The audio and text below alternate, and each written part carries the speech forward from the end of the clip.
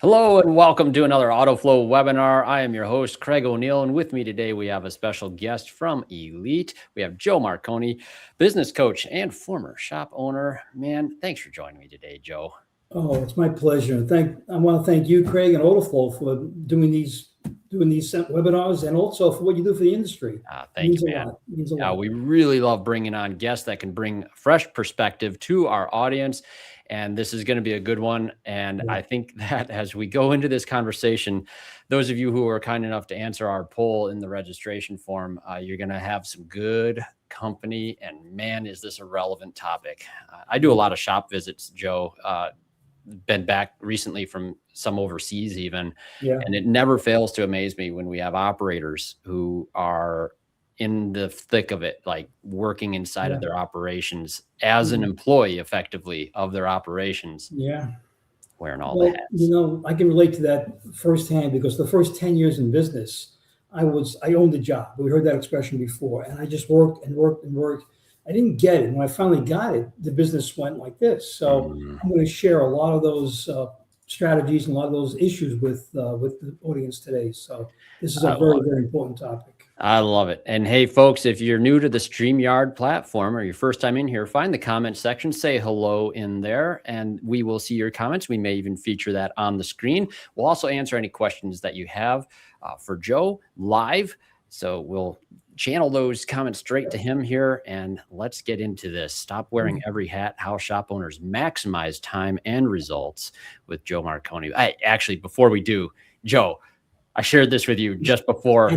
I know, like 10 minutes ago. I know the poll results from the registrations, folks. So shop operations managers, owners were answering these questions. Do you find it hard to delegate tasks without feeling like you need to stay involved? Yep. Delegating tasks is a challenge. We're seeing that with 88%. And then the other question, do you feel like you're working in your business more than developing it? A resounding 81% saying yes. And that actually is an example of why there are so many issues in this is not just automotive business too. This is in small business in general. This is pretty common. So we're going to hope to change a few minds today and thinking thought process to make sure that we're at least headed in the right directions. That's the purpose of today. I love it. Yeah, responses are a little different between both of these polls because not everyone answered both questions, but that's okay. The thing I learned from it is timely, relevant, and impactful, I expect here. So Joe, go ahead and take it away. You got it. Okay. Thank you so much again, Craig. You're welcome. So I want to just talk about the life of the typical shop owner. You see there on the right-hand side, the gentleman with all the different hats. And that's because you're reacting instead of leading. And for the most part, too many of us wear way too many hats. We try to do everything. And we're constantly, and we've heard this expression before, putting out fires all day long. And then what happens is time becomes very, very precious because you never have enough of it. Now, I'm not suggesting that we cut down what we're doing or the amount of work that we do, because that's not really practical, especially when you have a career and when you own a business. What the purpose of today too is to channel that energy.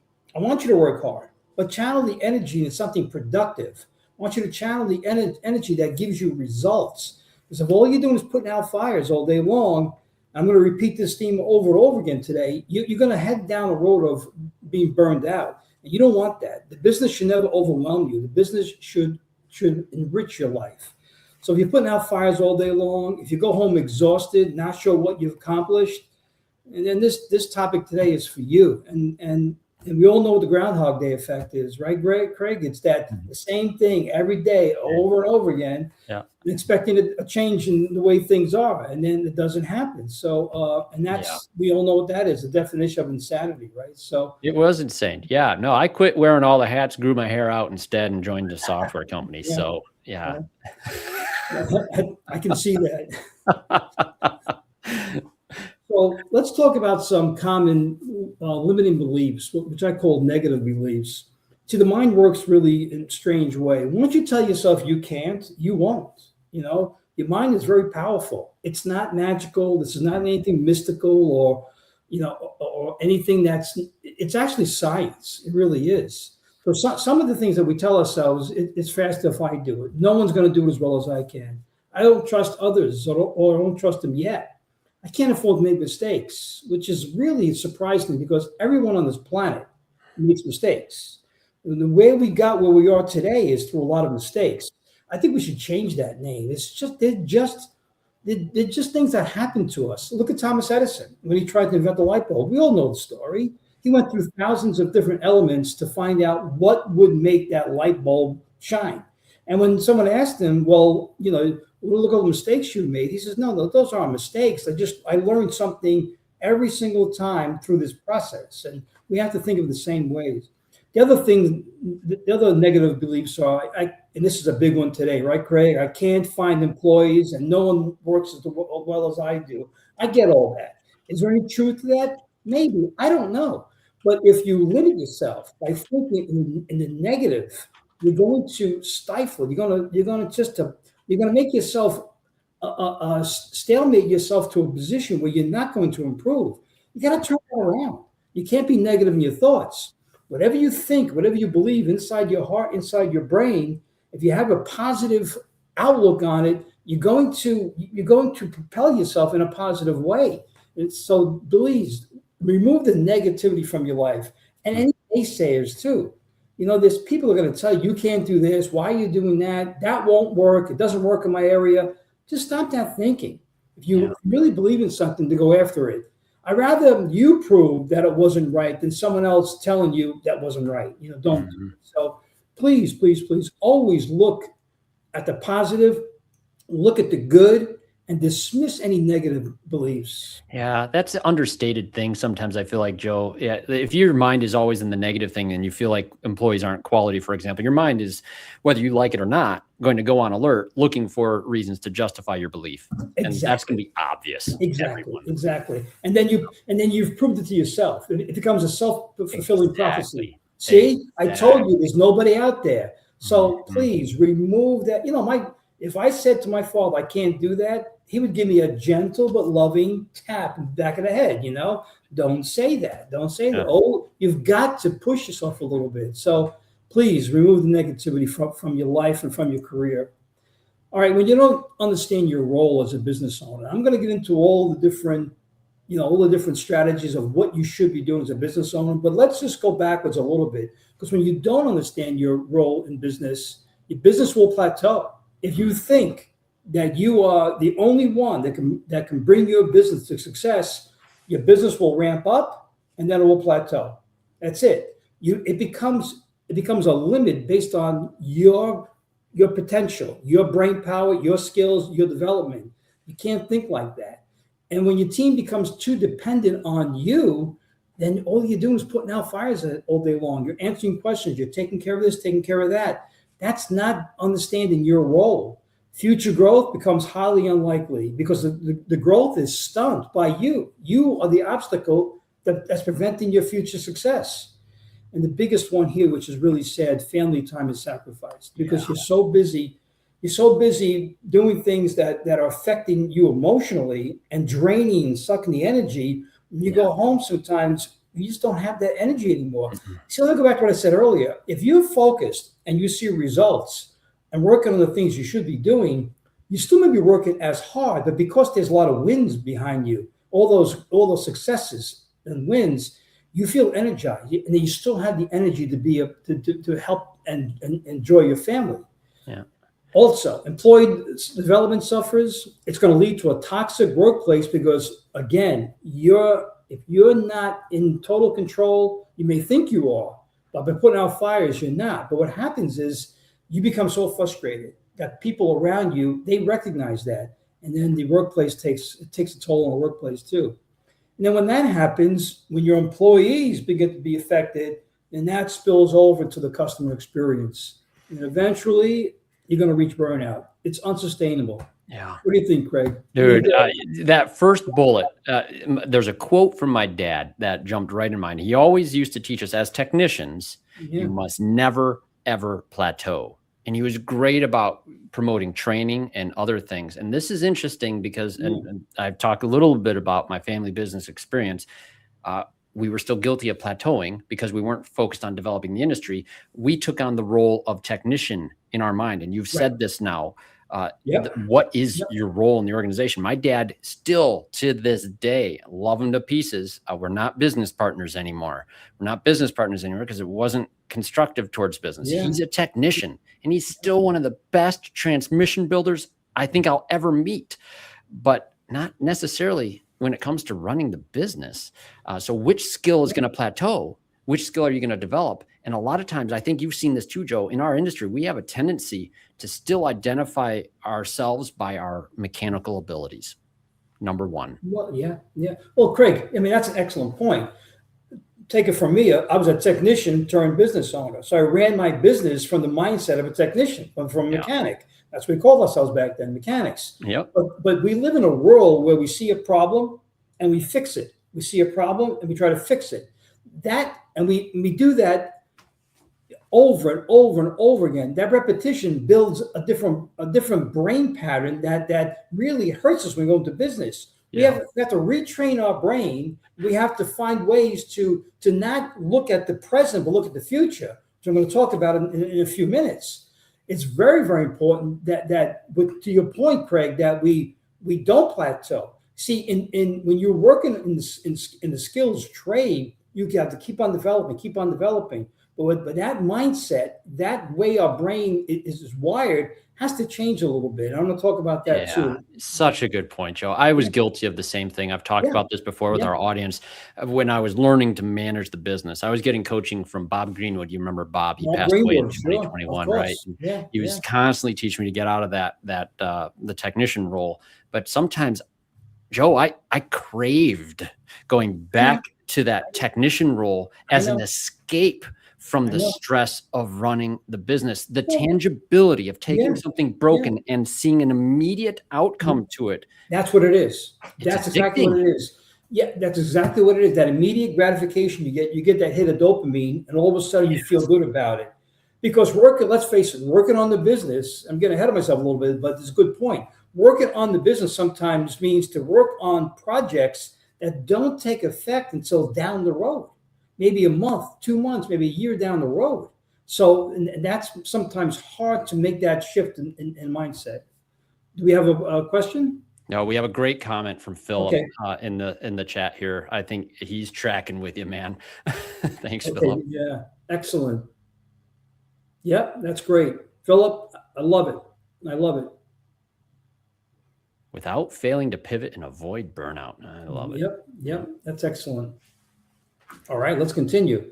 So here's some of the benefits, and there's a lot more than this, but here's some of the benefits of when you understand your role as a shop owner. You have less stress. It's going to become easier to scale your business because you're going to really be devoted to the people around you. That's a big responsibility, but when you can bring good people, great people around you, raise their level of competency, you become more successful. You're going to improve employee engagement. Now, employee engagement is all about, are the people working for you, are they really interested in not just their own lives, but for the betterment of the team? And that's employee engagement.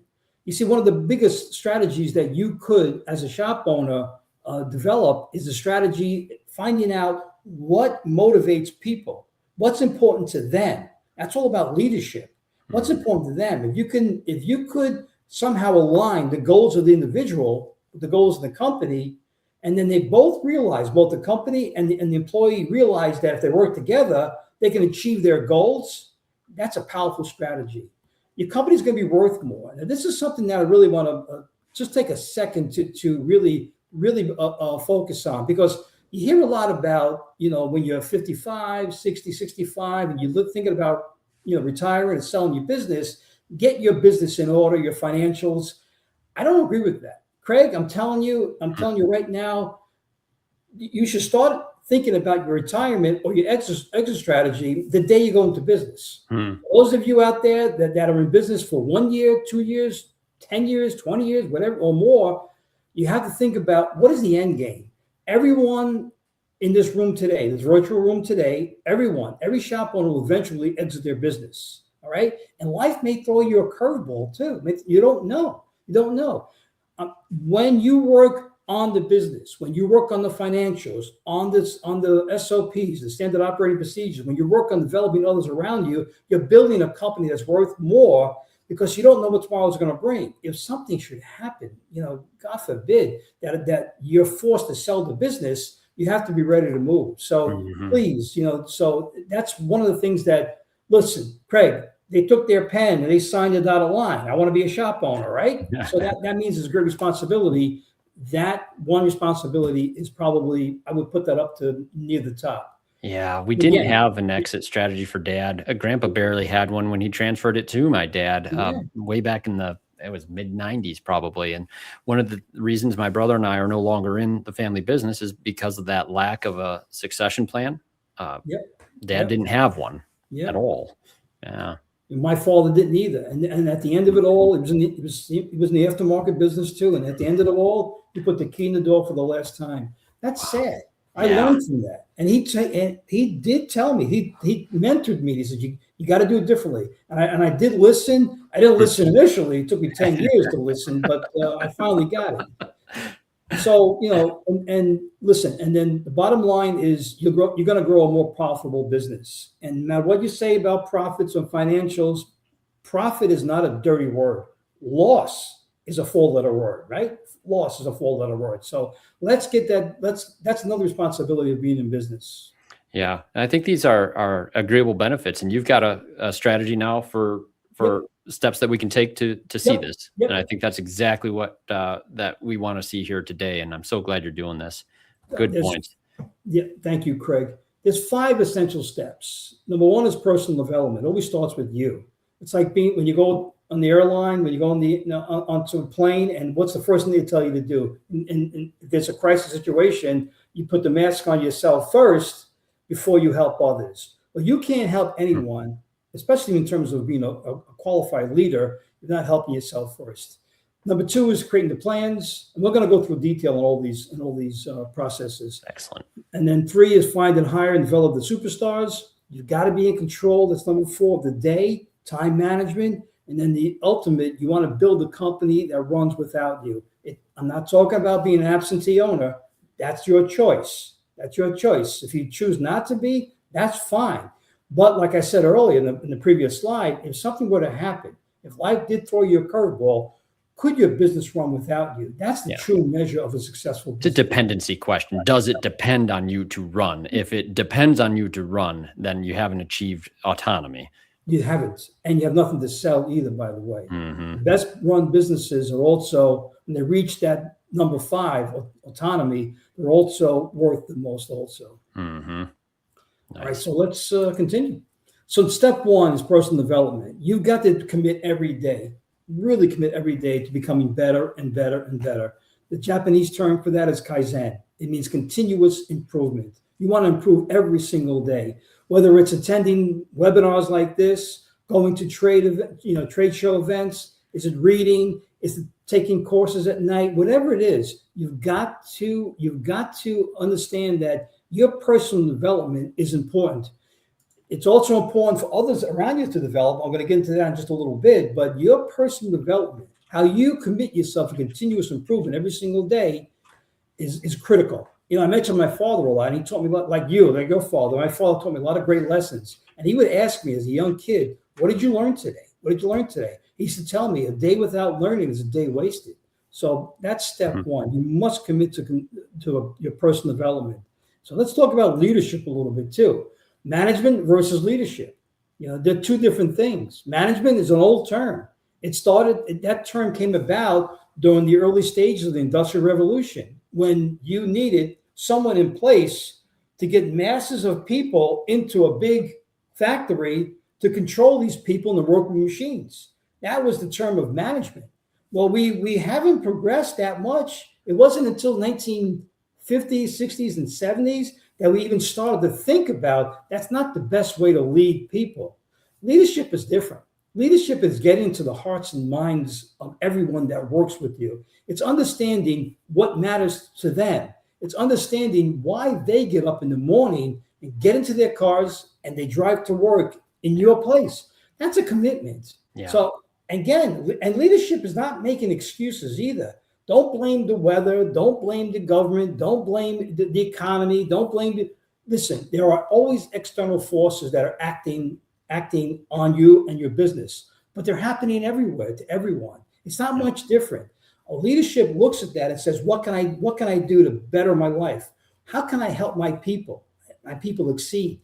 That's leadership. So, and I can talk, Craig, I can talk hours and hours on leadership alone. Oh, But it's such a good topic. It is so rich. But you said something, I want to draw attention to it because it almost becomes cliche when we say heart and mind of the people that we're leading. And if leadership actually does hit at the heart, management, I feel like it's just cognitive or force or other elements of that. Management implies something other than care and feelings. And let's face it, the people that we're leading, they have feelings, and we have to care about how they feel about whatever it is that we're doing. And that's an understated reality that a lot of shop owners in the past, when we grew technicians on trees, you could just deal with them however you felt like dealing with them. And there's another one to replace them. That's not the story today. We have to influence the people we have and keep them also on a pathway to become leaders themselves. That's a good point. Excellent point, Craig. You know, I speak to the older generation, my generation. Sometimes when I talk about leadership, they always come back to me and say, you're coddling this generation. It comes up. Yeah. It comes up all the time. And I'm saying, listen, what's the biggest complaint in the industry today? You can't find good technicians. You can't find service advisors. What have we done? You think the old way was good, my way or the highway? I'm not saying we should be so we should create an entitlement society or entitlement. No. I'm not saying that. Everyone has to be accountable for themselves. What I'm saying, though, as a leader, is that when you can get, to your point, into the hearts and minds of the people around you, then they start to, because I do not want people just to blindly buy into what I'm saying. I want them to believe in me. And there's a big difference between buy in and believe in. Yeah. So, you know, leadership is all it's about.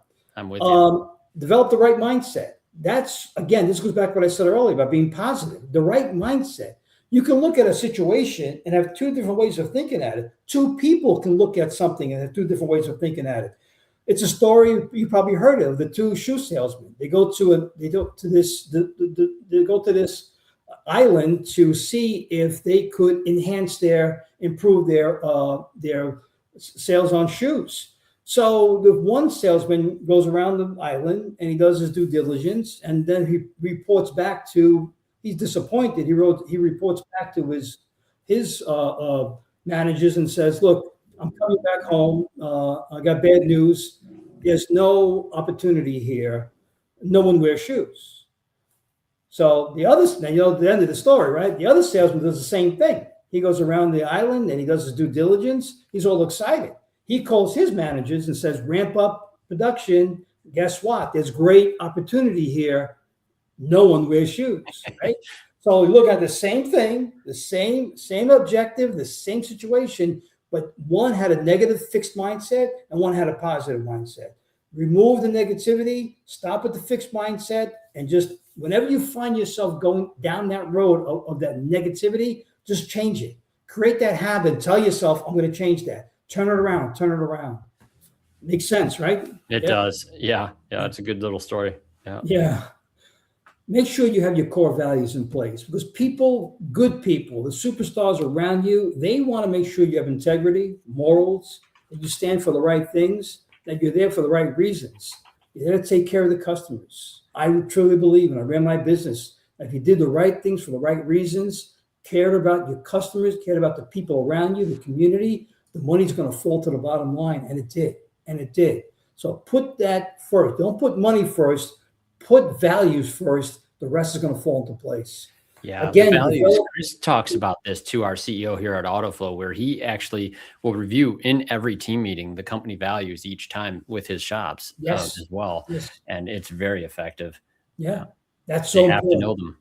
And to your point, Craig, the companies that do that, I'm glad that Chris does that with you. You find that everybody is in line. Everybody is in line. Everybody understands the expectations of the company because you go back to core values. Again, develop greatness in others. That's what leadership is all about. Developing the greatness in others, working really hard. check your ego. Now, ego gets confused a lot with confidence. There's some people out there that have a lot of confidence. I can do this. I can be successful. I can go out. I can make that sale. That's fine. I want you to have a lot of confidence. Ego is different. Ego sometimes will block our objective. It will prevent us from allowing other opinions to penetrate our brains, our way of thinking. Don't let that happen to you. Always look for other perspectives. You know, if there's 7 billion, whatever it is, people on this planet, well, there could be 7 billion ways of thinking about one situation. So don't let your ego prevent you from thinking about other perspectives. Open up that mind, right? No fixed mindset, and take ownership of what goes on around you. It really does. If something happens that's a negative or something goes bad or goes south on you during the day, just ask yourself, is there anything that I could have done, that could have changed the outcome of what happened? If that answer is yes, and just a little bit, or maybe a lot, then hold yourself accountable for that, all right? Changing the way you think will change future results. If you stop, like I said earlier, if you're going to blame the technician, or blame the service advisor, or blame the customer, and I'm not saying there aren't situations where they need to take ownership of what they're doing. That's a given. But always, you're the leader. Again, Craig, I say it again. You signed the dotted line. I want to be a shop owner. That's a great responsibility. So take ownership. Yeah. Yeah. The customers are not the enemy here. We're there to serve them. And if we start to see them as hostile, like, oh, you're going to find plenty of reasons to think they are that way. Same point I made earlier. Yeah. You can justify that perspective. That's right. Okay. So personal development, there are 4 phases. Number 1 and 2 go hand in hand. Starts with personal development, like I said earlier, and a commitment to continuous improvement. Phase 2 is about relationships with family. And if you notice, I put the other business career third, because without family, without friends, without that, something that's grounding you to what really matters in life, your business doesn't mean anything. It means nothing. No one, you heard this expression probably, no one on their deathbed ever said, boy, I wish I had more time at work. Right? No one ever said that. So number 1 and 2 are very, very important. Start with that. Number 3 is then go all in. Go all in. Focus and go all in with committing to be successful. All right, 100% successful. But understand the things that you should be doing. And I'm gonna go into that just a little bit. Number 4 is the commitment to community, industries, and giving back. The reason why this is important, because when you give, you get back. If you give this much, you get this much back. All right. If you give this much, you're going to give this much back. So give. That's an important part of your personal development. And even without the expectation of receiving back, just knowing that that's often the result just is. It just is. But you do it to do it. Yeah. It's like you're watching. Like if you help your young child begin to walk or to draw a stick figure. You're not asking anything in return, right, Craig? You're not asking for anything, but to see that fulfillment by helping them, that's the same thing. Yeah. You carry that through your whole life about helping others, and you're going to get things in return. I tell you, I'm literally drafting a podcast right now on that topic of egoism versus altruism. And the fact that we derive pleasure from helping others does not make it a selfish act. That meant that it was joyful to give. And so there's some really compelling philosophical arguments on that topic, but what you say is spot on. Well, that's going to make a great podcast. It really it's just a fun topic. Looking forward to that. Yeah. And please don't wait for the perfect conditions to start, on your plan. Please, they said that if Michael Gates waited for Windows to be perfected, we would still be waiting for Windows. Right? Oh, we're waiting. So please don't wait. There are no perfect conditions. Don't wait. Well, I'm gonna start in August when the weather gets better. I'm gonna start in June when the economy is expected to, when gas prices go back down again. Stop. There are no perfect conditions. There's never been a more perfect time than right now, today. So start your development plan today. Okay. Number 2, you have to create the processes, the plans, and that's the business planning, marketing, recruiting, training, succession, exit plan. I mentioned those 2 earlier. Now, marketing and business planning and recruiting, you're going to need help with that. And there are great companies out there that can help you with that. Autoflow is a great company that help you with marketing. So you got to get in touch with these companies. It's too difficult. I don't know if it's the best interest for you to start doing your own marketing, business planning, recruiting. I just don't think it's in your best interest because there's so much more you have to work on. I always kid around. Those are people that know me. I always kid around about when I first started. There were three things that guaranteed my success: General Motors, Ford, and Chrysler. Right? Those cars broke down at an alarming same story rate. I lived. Yes. Yeah. They That's all we did. down. And we could. And cars flowed to you. Just cars ended up on your doorstep every single day. They didn't make good cars then either. Yeah. It's not that way anymore, right, Craig? Today you need help. So your business planning, marketing planning, get a hold of a company like Autoflow, a coaching company that can help you. With business. It's like planning. there's an offboarding of some of these things, right? Like this is where I work with large organizations as well as independent repair shops. And Joe, it would be scary today if I were starting out on a shop owner journey from scratch on my own and I didn't have additional resources. Because if you're going to be your own planner, your own marketing specialist, your own recruiter specialist, the trainer, and the plan, it's to think that that's overwhelming. If you're sensing that right now and you're the audience and you just the weight of even all of those topics that you're responsible for, dudes, there's help. There's help all over the place. All over the place. Yep. And it wasn't like that years ago, Craig. Craig, you know that. When I started, there was nothing. We didn't need as much back then. It was isolated. We didn't have online forums. Nothing. There was no forums. Forget about it. No. Yeah. The world today is different. I was in business for 41 years. And the way I started my business, I started as a technician. But we didn't need as much. We didn't know as much. Like you said, Craig, I agree with you 100%. There's so much help out there. Just expand that's part of your job, your responsibility. You're a shop owner, so get the help. Number two is the standard operating procedures. Now, again, I can spend a whole day on this too, but you need to develop standard operating procedures, not to a point where you're going to handcuff your people that they have to walk in lockstep to what you're saying, but you need to remove some of the variables to bring some consistency in your daily, in your multi-points, in the road testing, in how you approach a check engine light. So having these operating procedures help you. Again, you may need to get a hold of a company that, there are companies out there that can help you with this. It is daunting. It really is. But you need this. I go back to what I said earlier too. A company that has standard operating procedures clearly documented is actually worth more, and it's going to help you for your exit strategy too. Very, very important. And this is one of those areas too. Talk about networking and resources. Now we have AI, LLMs. Oh my God! You speak into those things. We have so much at our disposal today. It's going to make us better. I'm not afraid of AI. It's only going to make us better. One thing that it can do really well, help you refine your standard operating procedures. You can. Oh my goodness. Describe your problems and have it ask you questions. It'll answer the questions and help you define a process. That's exactly right. AI can help you with that. Definitely. In-house training. This is something that really is not done enough. We understand up on top, the first bullet point, it says training.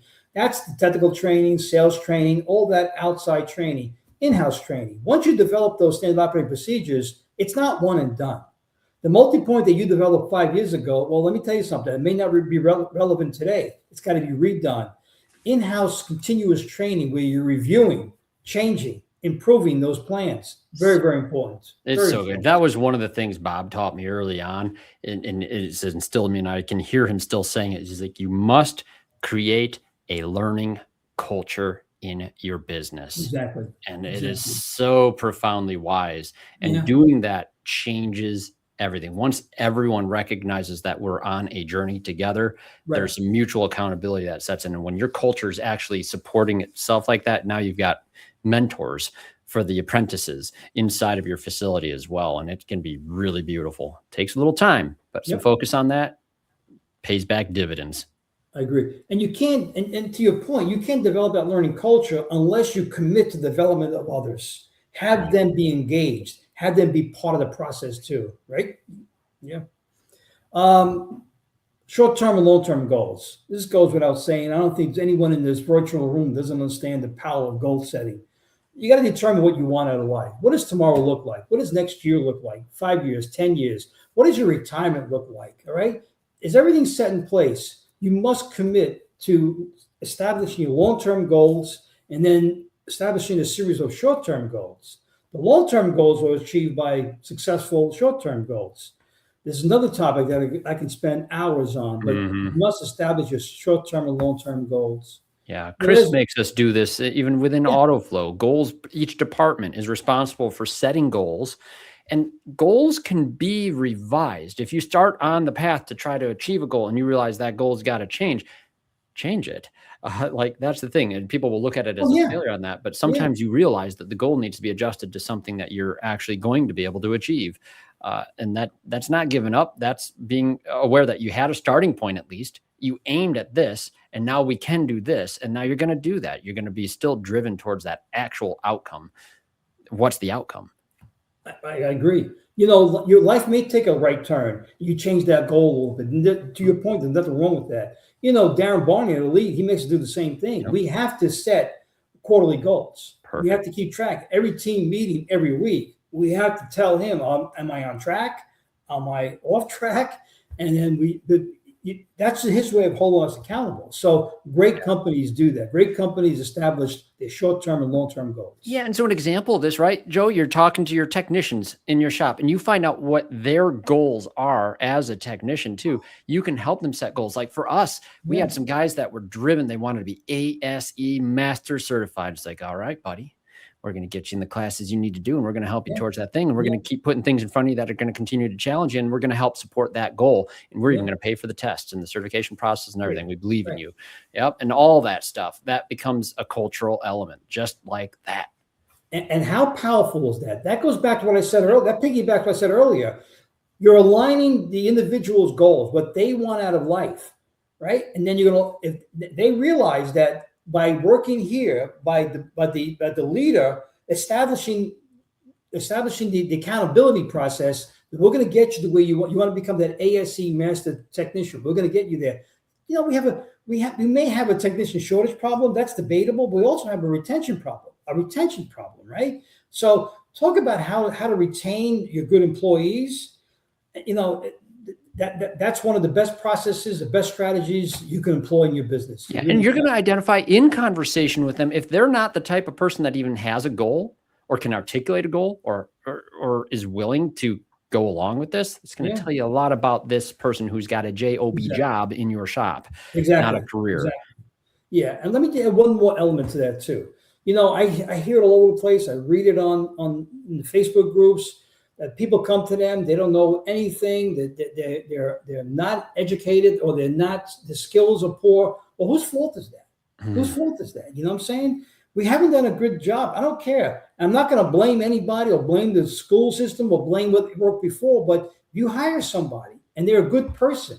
If they have any type of talent, not skills yet, talent, then you hire them. You have the responsibility. No one, you know, Michael Jordan, arguably the best basketball player of all time, wasn't born with the skills of playing basketball. He may have had a talent, but not the skills. He had to learn those skills. So when you take a young, even if it's a 30-year-old technician, but they seem to be a good person, may not have the skills.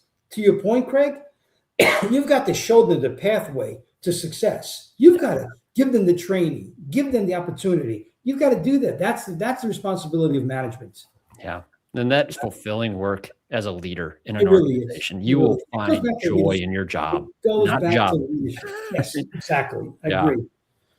The last bullet point, understand what fuels your economic engine. You've got to understand not just the numbers and the KPIs, the key performance indicators from your business system. You must also become proficient understanding the financials, the other side, from your QuickBooks or other accounting program you may use, whether that's the profit and loss statement, the balance sheet, and cash flow statement. I know it's an area that people say, oh, no, I know that, but you've got to learn that. There's information on your balance sheet and the profit and loss statement that you're not going to find in your business system. I don't care what system you have. It's just not there. And there's going to be differences. Can you match up your end of day report or your business summary from your business system, match it up. Does it even make sense when you compare it to your profit and loss statement? It's very, very important. This is an area where you're going to need help. You're going to need a coach. And shameless plug here for Carm's program, the Automotive Repair Podcast Network, Drinking from the Cup today. Hunt Demarest has a wonderful podcast, Business by the Numbers. For if you're looking to gain economic literacy, Hunt makes it sexy. I'm telling you, the guy is amazing. Yes. I'll put the link in chat. They get to the point, but he talks about the other side. He talks about the other side, the financial side of the business. Very, very important. Yeah. Okay, number 3, you've got to hire the superstars. You've got to assemble a great team around you, because your job is not over when you hire somebody. People think that. They spend time, money, and effort to finally get this technician or service advisor, and they put them into the mix, right? They throw them into the bays on a service counter. Now perform, hit the ground running. There's no such thing. I don't care if that technician has 1 year experience or 10 years or 20 years experience. They need time to acclimate to your business. That's it. Take it from me, a business owner for 41 years. There's no such thing as hitting the ground running. Yes, some people they're gonna take less time to do that, but your job begins really when you hire somebody. It doesn't end. So why do you need a team of superstars? Again, your success is directly dependent on the people you assemble around you. That's it. Because the collective knowledge that you create when you have a team of superstars and keep developing them, that increases a greater opportunity for company growth. When you empower your employees that they can act, they know what their goals are, what's the expectations. When they understand what really, that this is my career, and there's a future, they perform better. When they perform better, the success of the company actually increases. When responsibilities are shared, and they're not only on your back as a shop owner, you're going to achieve greater results. I'm talking about superstars here. Get a team of superstars or future superstars and really work with them. And obviously, when you have a great team around you, it frees up your time to work on the important things. That's when you can go to work. You need great people around you. Whether you're a 3-person operation or a 10-person operation, you need great people around you. This is the crux of it, Joe. I feel like a lot of the frustration from shop owners and leaders is because they've compromised on the quality of the staff that they've brought onto the team. And you tell me if you agree with this, Joe. I think I know exactly what your mind is. Like, the culture is not set by the superstar. It's set by the person who underperforms. Yeah. That will drag down your superstars and say to every one of them that performance here doesn't matter. They tolerate this schlub. Yeah. Forget it. I've seen it time and time again, working with clients and in my own experience as a shop owner.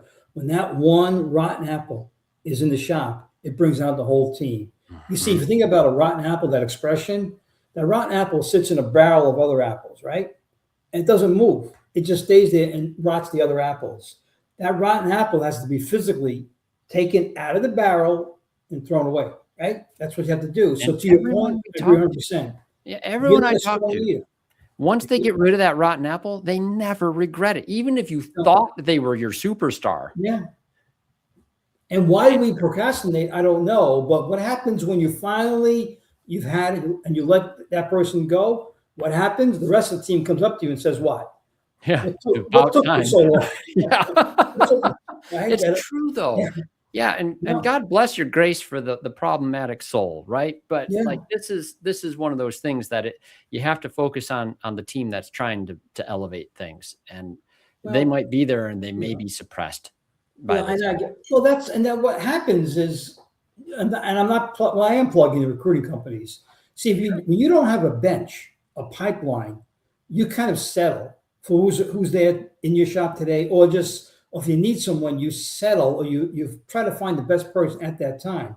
You got to build a pipeline, a bench of qualified people. This way, you have that opportunity, you have more opportunity to pick the best. Never stop recruiting, ever. Yeah, never stop recruiting. That's one of your prime responsibilities is always to recruit. Build a bench. The thing is too, Look, to make a sports analogy, a football team. If the quarterback gets hurt and he goes down and can't perform, you don't see the coach run in and say, "Give me the ball, I got this." He just turns to his bench and says, "Who's?" That's what you have to build, that same philosophy, that same concept of building a bench. Yeah, well, transmission shops, we understood this. Yeah, you were always looking for the best bench builder, but what we should have been doing is building the bench. I love that. Okay, step number 4, managing your time. Grant Cardone, motivational speaker and entrepreneur, says you don't manage time, you create time. And I agree with that because of this.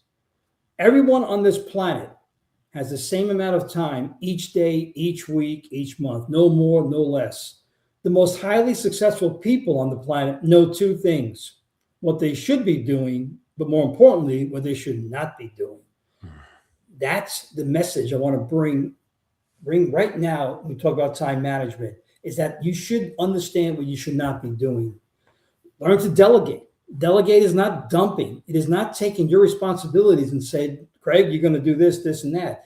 Delegation is understanding, again, what you should not be doing. It's also giving opportunity to people around you to grow. Yes, that point there, you're giving other people opportunity to grow. Exactly. Yeah, I got to brag on Bridget on my team at Autoflow. I was overseas for a little bit here visiting some shops, and I kind of just delegated out. I would almost call it dumped some of the responsibility for delegation to her on the team. And she did such a fantastic job. She doesn't know it yet unless she's watching right now, but I might never actually take back that delegation role that I gave her. It's working great. She's doing wonderful. Yeah. And I wouldn't have done it unless I had to be away from there. And that was a good lesson for me too. And I think that any of you who've struggled with that are in our audience today, like, give yourself some chance to step back and see who steps up. Yeah. And Craig, everybody has to start somewhere. Everyone. If they're good people, if you really did your due diligence and got someone on board that's really, then start to delegate, start to give them more, give them more, give them more. You will find that they're going to accept it. And then, again, it'll free up time for you to work on the things that are most important to you. No. And Bridget is watching. Look at that. She said, "Thanks, Craig." And that's progress too, Bridget. Taking praise. Good job. Big praise. That's good. All right. And again, you can't control time. You can only control what you do at the time you have. And again, I want you to work hard. This is not about doing less. It's about being focused on the areas that you should be. And I'm going to go through that just a little bit too. So I'll give you some tips on where you should be devoting the bulk of your time. So here we take 2 different approaches. One is reactive approach, and one is a proactive approach, a reactive and proactive approach. As you see on the left, we call that the firefighter. This is the person, the shop owner, that all day long is putting out fires. And here's some typical situations where the shop owner must step in: a drop in car count, sales, profits. Again, a key employee quits, handling morale issues, employee issues, a customer complaint, and collaborating on a diagnostic problem, maybe a check engine light. But that's a firefighter. That sucks the life out of you. If this is the way you live on a daily basis, if this is the life of a shop, you as a shop owner, that's going to be exhausting. It really is. You can't keep that pace up. It's going to be mentally overwhelming to a point where you're eventually going to reach burnout. You need to take a proactive approach on the right-hand side. If you look at these things, let's go through them real quick, and then I want you to compare left and right, the leader and the firefighter.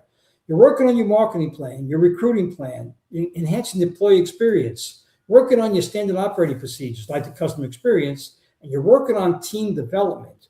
If you see both sides, what happens is the more you work on the right side, the leadership approach, the proactive approach, the other side, the firefighter, begins to diminish. Those issues seem to go away.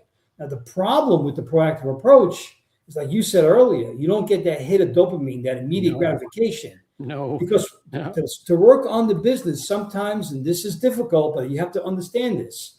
The things that you work on, your marketing plan, recruiting plan, the workplace, enhance the workplace experience, these things may not take effect until down the road, a month, 2 months, 3 months, or 4 months. That's what makes it so difficult, Craig, to sit down and work on it, because the immediate results are not there. But it's the most important. The more you work as a proactive leader on these plans, on these situations that take effect down the road, it's going to help you diminish the firefighter role. Not that there will never be a time where you're brought back into that firefighter, that crisis mode. Look at COVID. What happened to COVID? We all were brought back into that crisis mode. But you need to take a proactive approach and work on the things that take effect, that take results, I should say, down the road. What do you think, Craig? I think that's spot on. The parable of the sower was coming to mind on this, but it's almost even easier than that, because we know that these things are going to bear fruit if we just take the time to plant the seed. That's going to happen. It's going to happen. It just takes a little longer for some seeds. Exactly. And what do they say? You plant your seeds in the spring to have a harvest in the fall. Exactly. Right? You know, so you plant those seeds early and work on it. If you're, again, I have to say this, if you're stuck in that firefighter mode, it becomes too overwhelming. You eventually will reach burnout. Yeah, it's so true. Now, this is time blocking, and this is something very similar to what I used to use when I was in business. And I blocked the time. I wanted to know exactly what I'm doing every part of the day. It doesn't mean that this doesn't go sideways, all right? Again, to make a sports analogy, a football coach may have his 10 first plays on his clipboard, right? And what happens in the fifth play? The quarterback gets hurt, and all of a sudden he's changing his plans. That could happen. But I want you to approach each day with what I call relentless intent. That means, what am I going to accomplish today that will have a greater effect down the road? That's what you got to be telling yourself. If you see here and you look at this, it's mapped out. You start off with personal development or personal time, and then it goes through the day. Now, if you look here real close at 1 o'clock in the day, in both days, Monday and Tuesday, that's spending time in the shop and service area. That's 2 hours. So for those of you saying, well, I really want to be involved in the shop, you can. I'm not asking you to totally isolate yourself. I'm not asking you to go home and never come back to the shop. I'm not saying that. If you look at this, we're doing team huddles at 8 a.m. We're doing team huddles at 4:30 p.m. And by the way, this is just a suggestion. I'm not saying you have to do it this way. I'm giving you, look at it as more of a strategy, not the actual tasks. But you can develop a system where you're working on the business and still be included in the business. Yeah. One more thing. I bookend this. See how I bookend? Beginning, personal time. At the end, time with family. You got to get your priorities straight. If your priorities are backwards, if you're sacrificing your personal time or personal development or your personal health and sacrificing your family, your business, it's just not worth it. Nothing. There's no amount of money that's worth it. So look at this as a way as a strategy. What do you think, Craig? Joe, I love this because here's the thing. You know, like in my business as well as yours, a lot of our best work is done when we can have a conversation with the shop owner. And a lot of times you're reaching out and you get them and it's a bad time. But the worst part isn't that we catch them at a bad time. We know how that goes in the shop. We've been there. The worst part is they can't tell us a good time.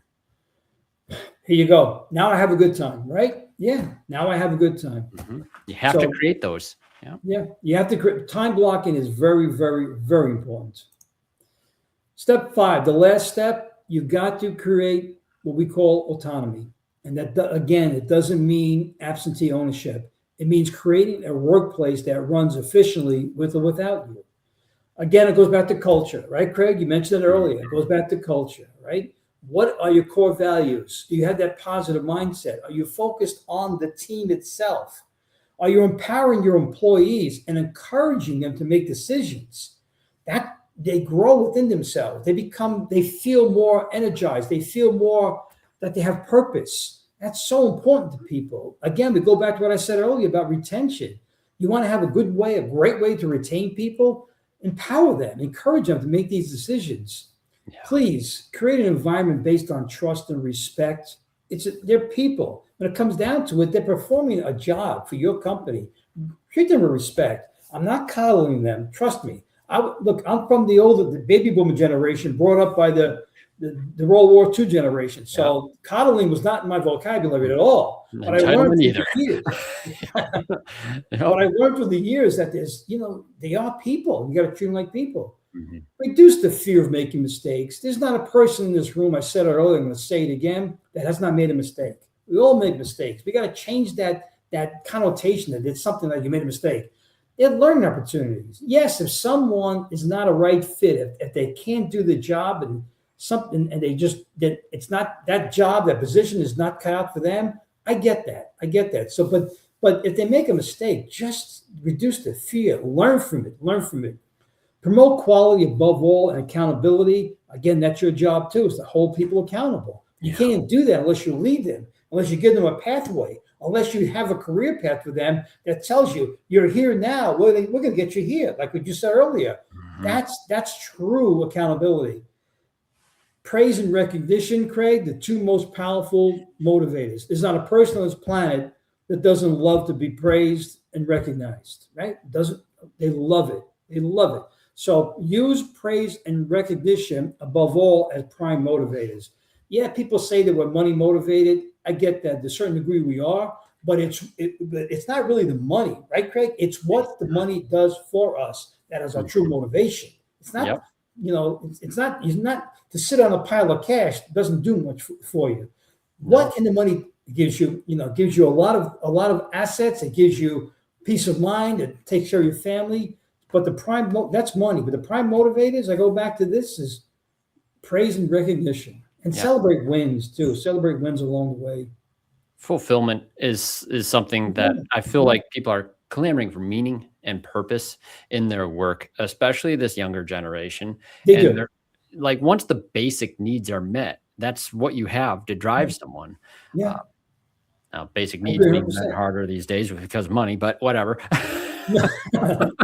No, but you're right. People need purpose. They need to feel fulfilled. They need to understand that you, as a leader, respect them in the workplace because they do have purpose. When you take that away from them, Craig, what happens? It shuts them down. It shuts them down. Absolutely. All right. So your next steps. And this is important. This is something that I did years ago.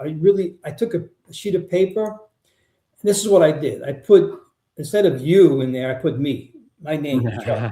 Sure. And I put arrows out to all the different positions, everything that I was doing on a daily basis, driving myself crazy. I did this as an exercise, and I says, let me tell you something. It was a little different back then. This was 1990 when I did this, so that's a long time ago.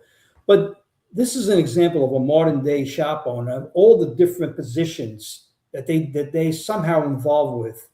What you have to do is begin to fire yourself. This is you, or this is a version of you, you start firing yourself. You really do, one by one. Work on the business, work on the financials, grow the business, grow the people around you. Because what you want to do is to start one by one of eliminating some of the positions, not eliminating positions from your business, eliminating what you're doing, eliminating that position from your job description.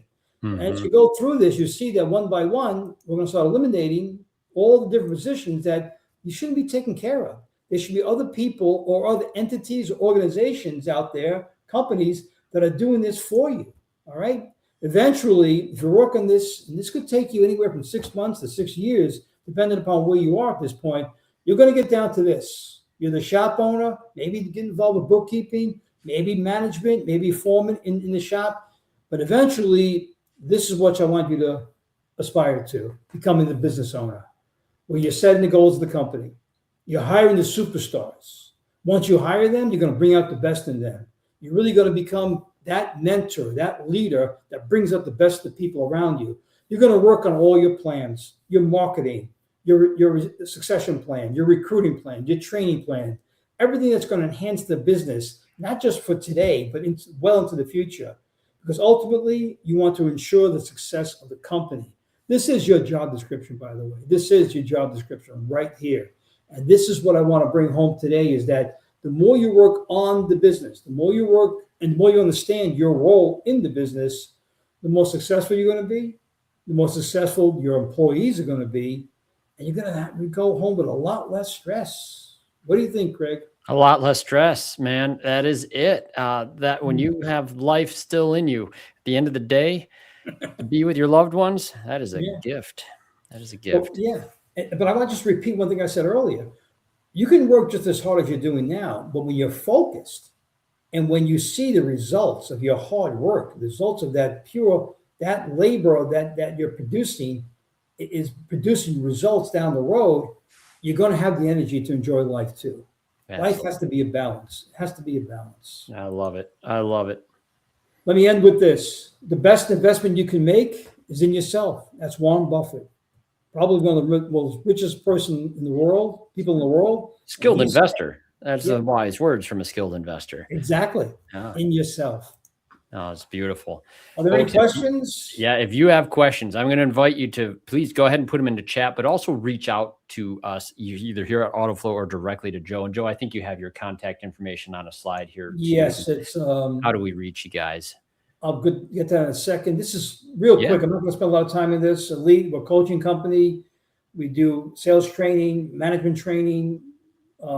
We have peer groups and coaching. So I'll give you my contact information just a little bit. Beautiful. We do have something for everybody if they're interested.